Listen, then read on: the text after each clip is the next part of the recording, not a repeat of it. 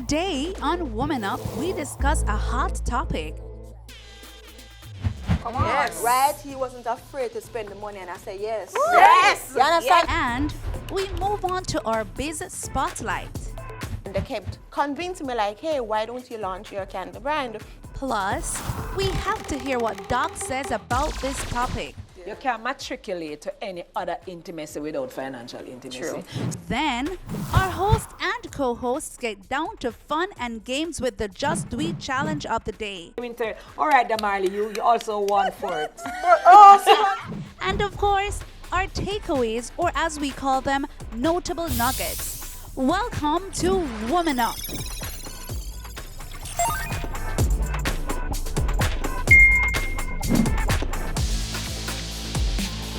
Hey everyone, how you do? I'm Kenisha, your host, and welcome to WomenUP, the talk show that promises to keep it real and relatable. If you missed our last episode, please head over to our channel and watch right after. My fabulous co-hosts and I are looking forward to an incredible time with you. We have Damarley. Next we have Cassandra. And our guest co-host is the bold and beautiful, the hilarious Basilia Barnaby Cuff. Let's make her welcome.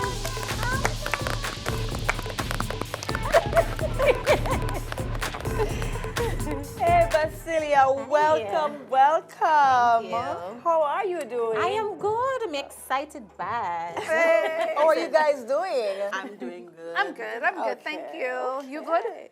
Yes. I'm great. All right. Well, who's ready for some woman-to-woman convo? Me. But before we dive in, remember to follow us on our socials on Instagram. Oh, you can't do it. No.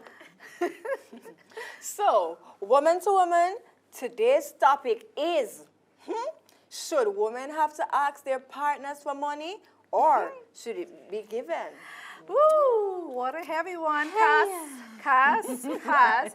I believe in financial partnership. For me, it's not just about asking for money, it's more about shared financial responsibilities. Like, I love working and I love my own money that I work for, but I'm not gonna complain if I get more money just for me. Right? Don't. Listen, I believe that women, we're queens, so we should be pampered and taken care of because really and truly, women do a lot. Bad to bad, and true or lie? True.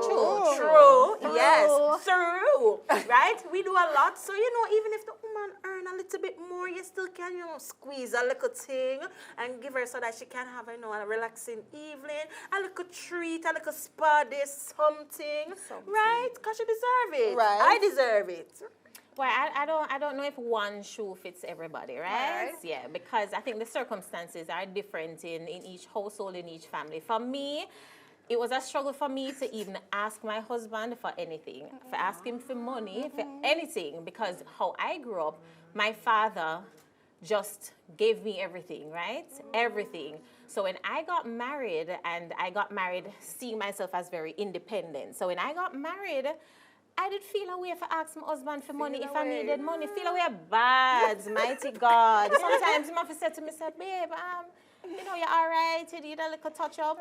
But then, as you go through marriage, you realize sometimes that the husband may make more or the wife may make more. And in those instances, I am never of the expectation that my husband for fork out money and give me, because if I am in a better financial position, I feel like I can fork out money upon him too.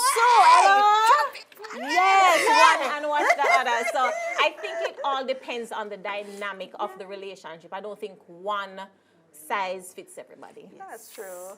You see, for me, I like money. Come on. I like a lot of money. Say it again. And I believe that men should give women money. If you want to ask for it, it is totally up to you. There are some men that is very mean, They not offer you. I not like them man, they none at all. My husband, no, which is a good husband, no, he's to offer. And if he forgets to offer, I will remind him kindly because I need this. You understand it? It's very important to me. So this is my topic. When you say money, Yes. I'm No, present. I don't want people to get it wrong, you know. I like money, you know. I love money as a matter of fact, because I love nice things. I Right. love look nice Right. and feel good and smell good and Right. body up dancing. Right. But I also believe that, you know, your points are valid. Your points are valid as well. I think it comes down to just the dynamic of the relationship. Yeah. Yeah. Well, guess what? Mommy always tell the single ladies at church, you know, because we ever talk to them, say, me talk to you know, when you're looking for a husband, my bishop and mother said, look how them deal with the offering plate. Because if you see them move the $2,000 bill and the $1,000 bill and the $5,000 bill and scrape for the $50 and the coin them, your ear and your nails not gonna ever get done. Because if it mean to God, it's gonna be me to you. Where's the bus? Listen, and I also think, you know, looking at the offering plate, you have to peep over and look what is going on, you know. But I also think you have to look at how they treat their mother. True. And that was very important to me when I was dating. I always looked at how my husband treated his mother and even how he treats her now and other people. Because I believe that he's not supposed to only kind to me. He's not supposed to only take care of me. But you see, how he treats his mother is usually an indication of how he will treat you. So you have to pay attention to all the little variables. Right, that's so, right, that's so. Right. You know, I was going to say that, you know, because I believe that you need to do a background check on the man, right? I have to go in and do an investigation, because if the father mean, chances are the son means to, you know, because this is how they were growing. My father was very mean. So from an earlier age, I knew that I did not want a mean man. I want a man to give me money. You understand? Because I am filling all of the checklists. I am doing the right thing as a wife, and so I believe that I should be taken care of. Not saying that if my husband falls short, I'm not going to fill in the gap, because I have his back. But I believe that I should be taken care of in its entirety. Right? So if when I went in and I saw my husband's father, I saw the way he treated the mother. Come on. Yes. Right? He wasn't afraid to spend the money, and I said, yes. Yes. You understand me? Yes. I want to sit down in this relationship. Come on. You understand? This is your correct life. Correct. Correct life. Right. So how we feel about getting allowance? So if the man can't just give you it all the time, what about an allowance or something like that? Because, you know, we're independent as ladies, but probably you can give us an allowance on the side. I'm not saying I'm not forgive you nothing at all, you know. I'm not saying I'm forgive you extras and allowance, because you give what your pocket can afford, right? But allowance must give if it is that you can, you know, give it out, fork it out regularly, right? You have to make up, you know, something like that. I want to feel about that. Well, I think financial planning also is very important, because if in my house my husband pays all the bills, we can't really expect him to go say, all right, pay all of the bill them, and then come give me allowance. Come on. You know, I am a very independent woman. I work my own money. Thank you. Yeah. I have everything that I need to be comfortable in terms of my career. I do multiple things. Come on. And so I believe that in the event that my husband is unable to financially, you know, provide for me at different points in the relationship, I, as the wife, you know, I'm his helpmeet. I must be able to meet him, you know. So I think it all depends, you know, marriage, you have the ebbs and the flows. Sometimes you're up, sometimes you're down. I think there mustn't be like a strict rule to say, hey, you're supposed to give me $50,000 a month, and if you don't give me, we're in problem. Shock luck. No, on. I don't think it should be that way. But I think there's a general expectation that the woman is taken care of. Come on. And, you know, yes, I like to be taken care of, babe, so don't, I like to be taken care of. I don't know. I feel about that allowance. Yeah, me so like me I got school. Yeah, I don't like that. Yeah, because allowance, you know, is based on what you think the person deserves or whatever. Yeah. So I'm not really all big on the allowance. Yeah. If you have it and you can afford it, give it to me.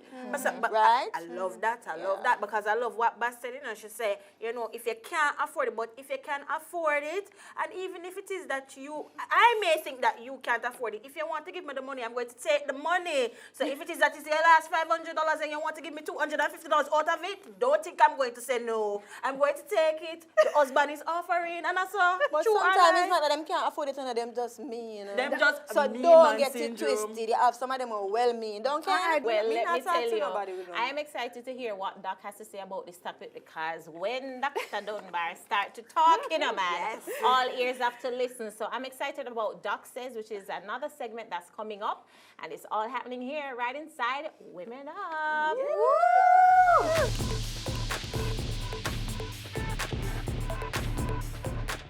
It's time for Biz Spotlight, the segment where we feature a business and learn more about their products and services. Today we have the CEO of Oooh Lala Candles with us. Let's welcome Lackesha Pitter.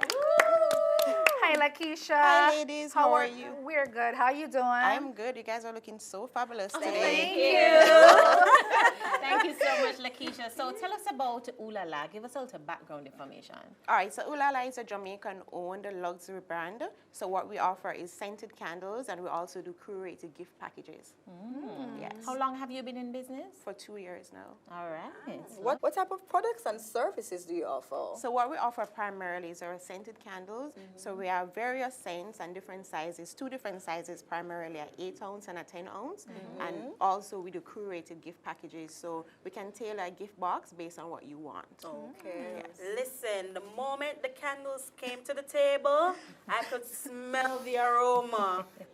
Do you have a physical location? Because So we do not have a physical location. We're online. However, there are some stores in Jamaica that we're located in. So we're currently at My Things, Jamaica, in Ligoni. We're also at the Rum Yard, which is in Montego Bay. So we're still building out our retail footprint, but we're primarily an online store. Lackesha, now this is interesting. So tell us, what inspired you to start this business? You know, that's a funny question. Every time I get that question, it's always like a journey down memory lane. So it's really a passion project for me. So I started making candles as a passion in 2018. So I did a surgery, and I had to be out of work for 6 weeks. And I was like, what am I going to do with myself for 6 weeks? Apart from recover, of course. And I decided to buy a candle making kit because I've always loved candles. So every time I travel, I'd purchase candle. And so I made my first candle that year, and it didn't come out too badly. So I started making candles for myself, for my friends, for my family members, and they kept convincing me like, hey, why don't you launch your candle brand? And you know, you procrastinate for a little bit, but in 2021, I decided to take the leap of faith and launch my own brand. Wow. All right, well, we're seeing some beautiful candles here, and let me tell you, folks, they smell amazing. I was looking at this one. It's warm and cozy. And I said, this one smells like tonight. Hint, hint. Lovely. So tell us a little bit about the products that we have here today and, you know, how much for them. Because we want to know how much them cost. We're talking about some money. Yeah, so talk to us about the cost. On the topic and of what we money, so the candles are very affordable. So we have an 8 ounce. So this is the 8 ounce candles. And then we also, which is for $2,500 retail. And we have a 10 ounce candle, which is for $3,500. And so the scents that you ladies have here today is actually our best-selling scent. So you have the warm and cozy, you have the toasted pumpkin spice. So even though toasted pumpkin spice is like a fall scent, the demand for it is so good that we have to keep it throughout the year. And our top seller is our mint mojito candle. So when we launched with mint mojito, and it has been just a crowd favorite. So we could not get rid of this scent. It's just it's a staple in our collection. And then there's a rosemary sage, which is a very good scent. And Kenisha, of course, has the green tea and lemongrass. It's a little bit more mellow, very therapeutic kind of scent. How long does it take to make a candle? Walk us through the process. All right, so candle making can be a little bit messy and a little bit lengthy. So because it involves wax. And so with wax, so we use soy wax, which is the more environmentally friendly, it's biodegradable, and so it's a natural wax. So we work only with soy wax for our candles. So candle making processes, you have to melt your wax, you have to melt the wax at a certain temperature, and then you have to allow it to cool down to a certain temperature before you can actually mix in the scent, and also give it another time to cool down before you can actually pour the candles. And generally, I cure my candles for 3 to 7 days before I sell them, because the longer you cure it is the better burn you get from it. So we call hot throw and cold throw cold throw is just what the candle smell like before burning, and then the hot throw is when you burn it and you start getting that aroma. So the longer you cure the candle, is the better throw that you get from it. Ah, Yes. So can you do a wax and wick class with us one of these days? Of course, right. because we recently started offering a wax and wicks candle making experience, which is a great workshop. It's very good team building exercise, date night. It's something to do for your date night, Cassandra, hint, hint. So definitely, the next one I'll invite you ladies. Great. Listen, I'll hold you to that. Of course, Right? Kanisha will hold me to it, I'm sure. Make sure, you know, Yes. make it a date, and we won't be late. Right? So, thank you so much, Lackesha, for being on set with us. We appreciate you coming out and your time and commitment. Listen to me, and we're definitely coming to that class, Of course. right? If you at home have any products that you would like for us to highlight, remember to send them on over to hello@womengrowjm.com, right? So that we can get some more nice things for review and stuff, right? All right. Thank you so much, Lackesha Pitter, CEO of Oooh, Lala. Thank you, ladies, for having Smell me. nice, girl. Thank you. Coming up on WomenUP, we have to hear what Doc says about this topic. You can't matriculate to any other intimacy without financial intimacy. True. Then, our host and co-hosts get down to fun and games with the Just Dweet challenge of the day. All right, Damarley, you also won for it. And of course, our takeaways, or as we call them, notable nuggets.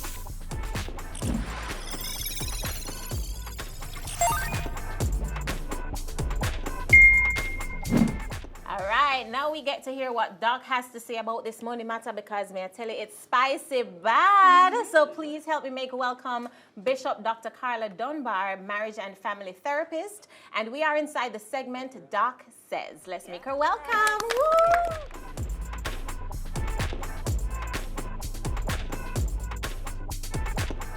Welcome, Hi, Doc. ladies. Hi, Bas. Hey, How Doc. you doing? Look at Ministry of Finance. Right here, right here.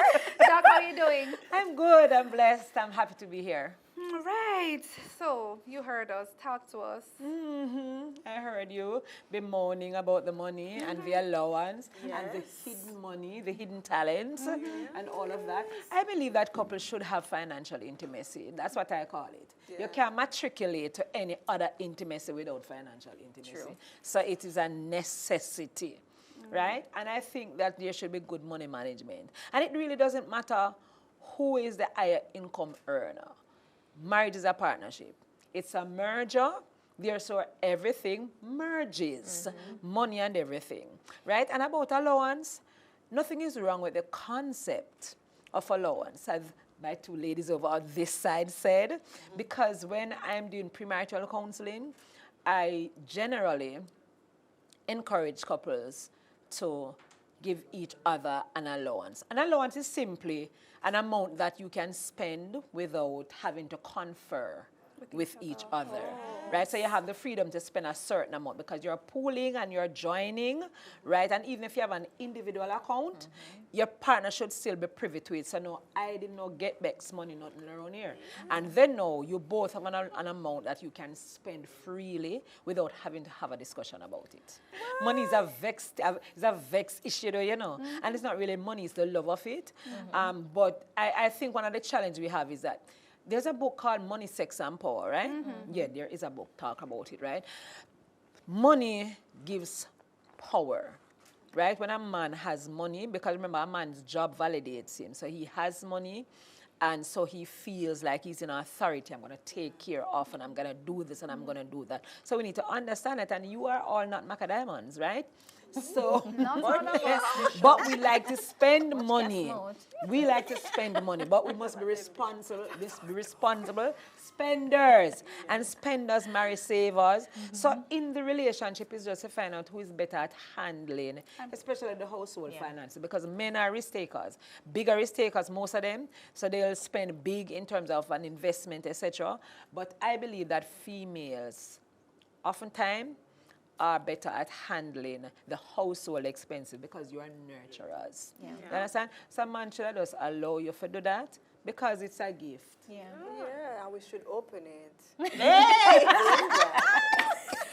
Doc, so you talk about making money as the husband and the wife.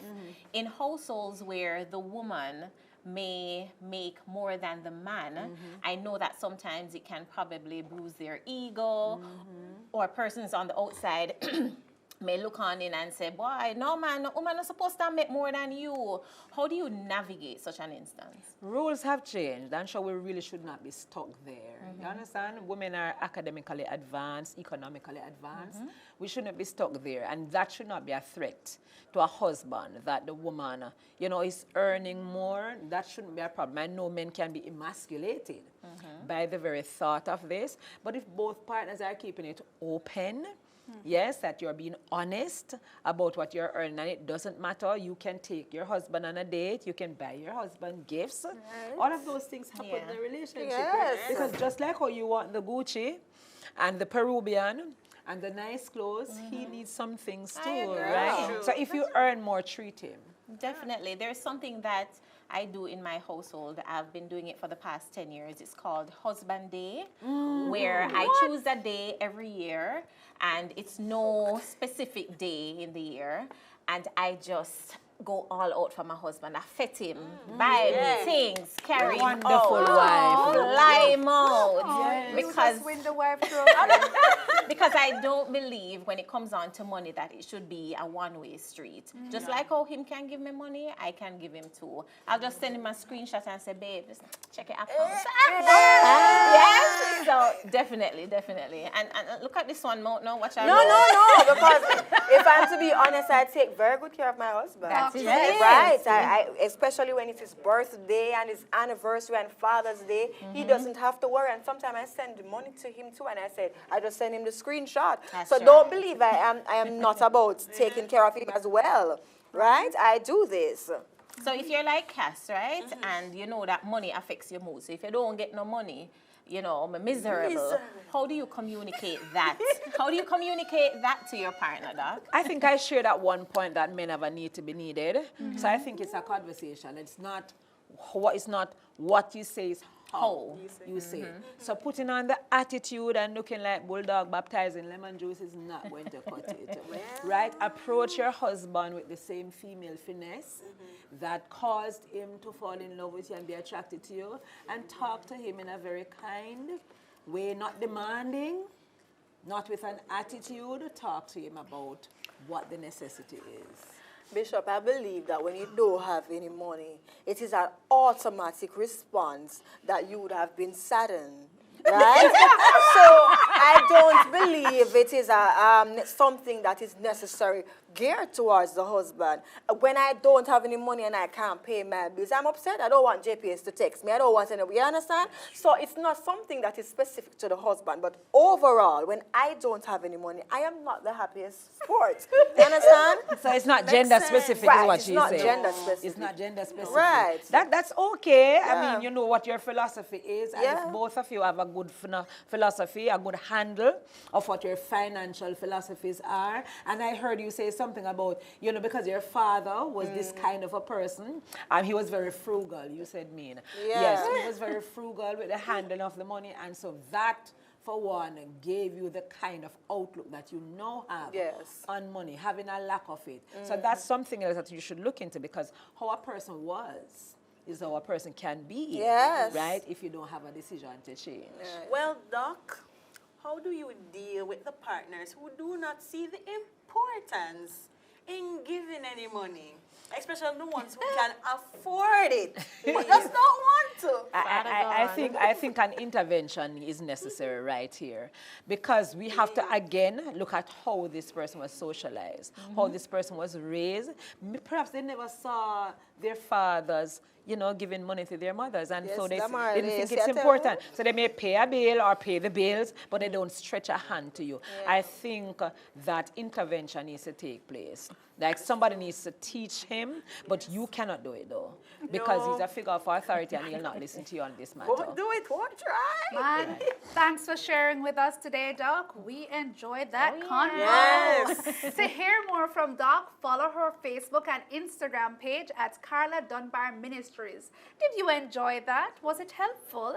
If yes, hit the thumbs up. We want to hear your views on this subject. So add your comments below or write to us at hello@womengrowjm.com.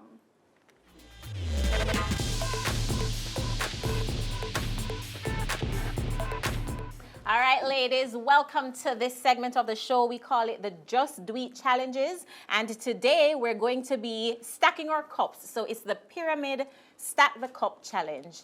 I probably made up that name, but we know how it goes. So what we're going to do is we are going to stack our cups. We each have 10 cups. We're going to stack the cups to look like a pyramid. And the first person to finish will win. And of course, Doc is here to judge to make sure that we're doing it fairly and in good order. So Doc is going to start us off. Doc, So like who you think going to win? So like you have the champion's edge. Listen. In more ways than one, right? You're going to get some practice. Oh my Lord, yes, right. Okay, so all right, I'm gonna start you off together. All right. Let's see how you all just fit it all together, right? Okay. All right, remember no cheating now. Yes. Cassandra. My finger between the cup them, so. Yeah. Bishop, all I right. can't take off her glasses. Why I must take off my I wanted glasses? to lose. Well, Be let's fair, see. ladies. Oh, wait, Be well, fair. let's Be see, fair. let's see. All right. On your marks. Get your set. Do it.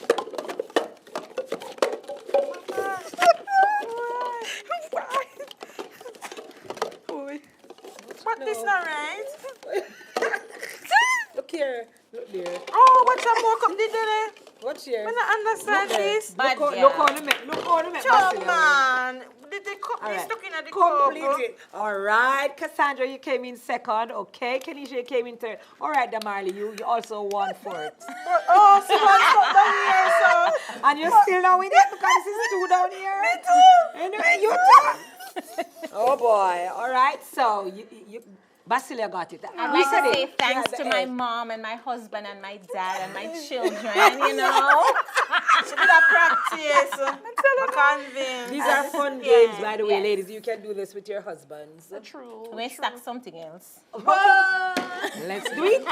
Let's do it. I enjoyed that and I hope you surely did. Join us again next time for our Just Dweet challenge. Come on. Now it's time for our notable nuggets on this topic about relational money matters. God cares about the details of our relationships and money. And we heard Doc earlier. 1 Timothy 5:8 says, anyone who does not provide for their relatives and especially for their own household has denied the faith and is worse than an unbeliever. This verse underscores the responsibility of men providing for their family. And as kingdom women and wives, we have a responsibility to steward properly over the things we have and to be understanding with our spouses. Today, my nugget was, one person is generally better at spending the money. One is a saver, one is a spender. We need to identify which is which. I think for me, it's a matter of communication. My nugget today would be communicate with your partner. Your partner can read your mind. I know sometimes you would wish that they can, but they can't always figure out what changes your mood or what makes you upset. And that could very well be money. So communicate openly with your partner and let them know how you feel about the topic. Well, for me, it's communicating your money strength and money weakness because some persons are bigger spenders, so they're probably better for the investment. And then the wives or probably the husbands might be, more geared towards, household spending, making sure the money is stretched for each everything. So it's really understanding, what is your money strength, I call it. Yeah. For me, financial intimacy is very, very important and it should not be neglected. Let's assume our power pose to exude confidence and power as we share the Women Grow Global Manifesto to motivate, challenge, and uplift your mindset. I am a woman of purpose, value, and worth. I chase after my dreams and goals with intentionality. I make a plan for my life to become a better version of myself daily, and I improve all areas of my life with balance. I execute all tasks in excellence. I understand that every gift, talent, resource, or skill that I have been blessed with came from the Almighty God. I live a life filled with gratitude because of this. I prioritize my physical, emotional, spiritual, and mental health, so that I can function always at peak perfection. I am a giver. I bless others. I am a mentor. I teach and motivate others. God is the CEO of my life, my family, and my business. I am a woman growing globally.